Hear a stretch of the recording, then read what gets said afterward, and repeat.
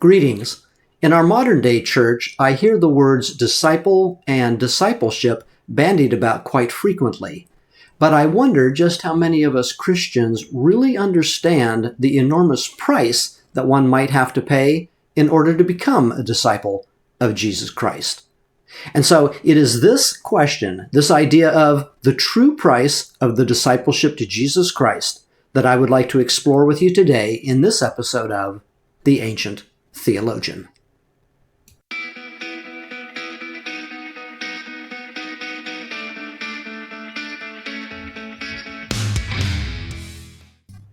First of all, what do we mean when we use the terms disciple and discipleship?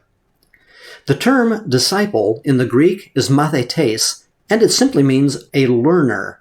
The term discipleship refers to the condition or situation of being a disciple, a follower, or a student of some philosophy, especially a follower of Christ. But this comes with a price. Let me show you. In the Gospel of Luke, chapter 9, verse 51, we read these words, "When the days drew near for him," that is Jesus of Nazareth, "to be taken up, he set his face to go to Jerusalem."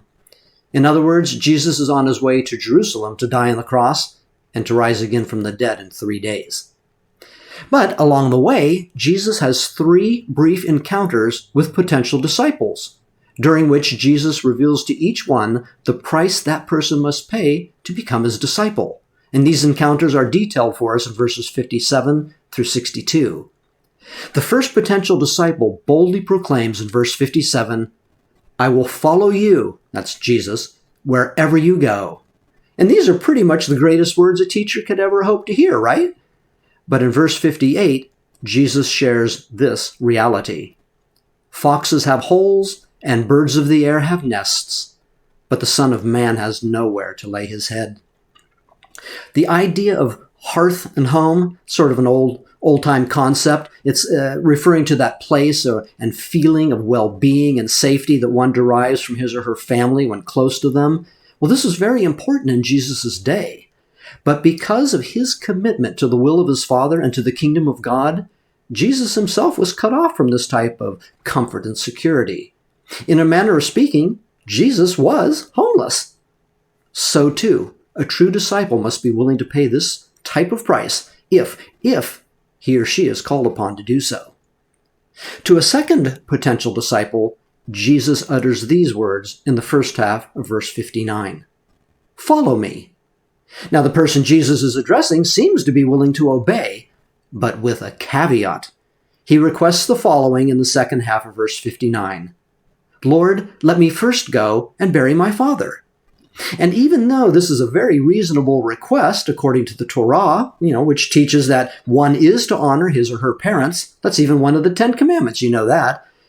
Jesus, though, reveals that one's active service as a disciple of Christ is of even greater urgency and importance. And this is probably what he's referring to, or implying, I should say, in verse 60. "And Jesus said to him, 'Leave the dead to bury their own dead. But as for you, go and proclaim the kingdom of God.'" To paraphrase, Jesus may be saying something like, "Let the spiritually dead bury the physically dead. But as far as you're concerned, as a true disciple of mine, the most pressing need of all is to go and teach other people about me and the kingdom of God." In like manner, nothing should delay us in proclaiming the gospel, not even the death of a loved one.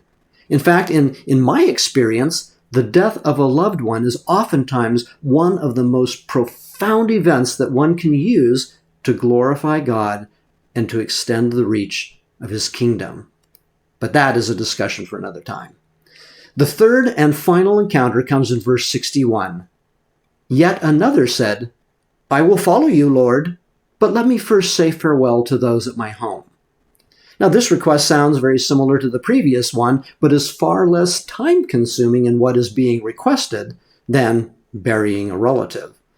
And to a person living in the 1st century AD, this request would probably have called to mind the Old Testament encounter between Elijah, the prophet, and Elisha, who would eventually succeed him. In 1 Kings 19 through 21, Elijah signals that Elisha will be his disciple and successor, but before Elisha joins his mentor, Elisha requests that he be allowed to kiss his father and mother goodbye. Well, Elijah grants the request. Not so with Jesus. Verse 62, Jesus said to him, "No one who puts his hand to the plow and looks back is fit for the kingdom of God."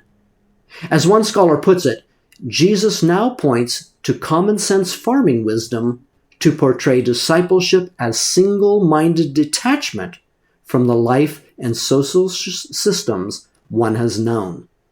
In other words, the picture Jesus is painting is this. In order for a farmer to plow his field successfully, he must, of necessity, always be looking forward and not backward. He can't make a straight furrow in his field if he's constantly looking backward. And remember, we're talking about a farmer who's using a beast of burdens, oxen or whatever, to plow the field, and he's, directing the plow. And as Jesus points out in the following verses, which we will not be discussing in this video, the harvest is plentiful, and the kingdom of God urgently needs more harvesters whose commitment and loyalty to the Lord of the kingdom is not bogged down or hindered by any so-called worldly commitments. So I guess my question to you in conclusion is, are you willing to pay the price to be a true disciple of Jesus Christ? Be aware the price may be very steep, but I can guarantee you that the rewards in the kingdom of God will be far, far greater. But that too, my friends, is a discussion for another time. Until then, God bless.